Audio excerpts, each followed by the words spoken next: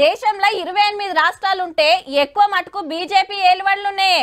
కాంగ్రెస్ 3 రాష్ట్రాలలో పవర్లుంటే కడిమే ప్రాంతీయ పార్టీల ఏలుబడులున్నాయి. తాపకో పారి ఓట్లు పెట్టుడేంది? దేశం అంతటా ఒక్క పారే జమిలీ ఎన్నికలు పెడతామని పార్లమెంట్లో బిల్లు పెడితే ప్రతిపక్షాలు అడ్డం పడే వరకు పార్లమెంటరీ కమిటీకి పంపిర్రు. ఆడ చెప్పిన సలహాలను బట్టి మళ్ళా పార్లమెంట్లో బిల్లు పెట్టి పాస్ అయితే గప్పుడు జమిలీ ముంగట పడుతుంది. దానికి ఇంకా చాలా టైం ఉన్నది, కానీ ఇప్పుడైతే గీడ ఓట్ల కార్యం దగ్గర పడ్డది. ఢిల్లీ ఆప్ సర్కార్ల ఆఫర్ల పండుగ నడుస్తుంది. గుళ్ళు గురుద్వారాల పనిచేసే అయ్యవార్లకు నెలకు 18,000 జీతం ఇస్తామని కొత్త పథకం సాటింపేసిండు కేజ్రీవాల్ సారు. రేపటికెళ్లే పథకానికి అయ్యవార్లంతా దరఖాస్తులు పెట్టుకోవాలని ఆవాజ్ ఇచ్చిండు.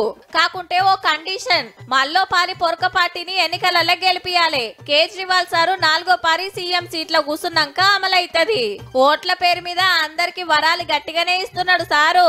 మొన్న ఆటో డ్రైవర్లకు 5 హామీలు ఇచ్చిండు. బిడ్డ పెళ్లి చేస్తే సర్కార్ తరపున 1,00,000 సాయం, దివిలా ఓలి పండుగకు కాకి డ్రెస్ పట్టిస్తానికి 2,500, 10 లక్షల ప్రమాద బీమా, పిల్లలకు ఫ్రీగా బడి ట్యూషన్లు చేపిస్తారట.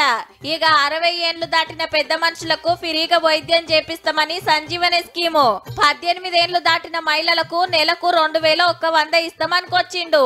సారేమో వరుస పెట్టి ఆఫర్లు ఇస్తుంటే కమలం పార్టోళ్లే ఇంకా సప్పుడే లేదు. వచ్చే ఫిబ్రవరిలోనే ఆడ అసెంబ్లీ ఓట్లు.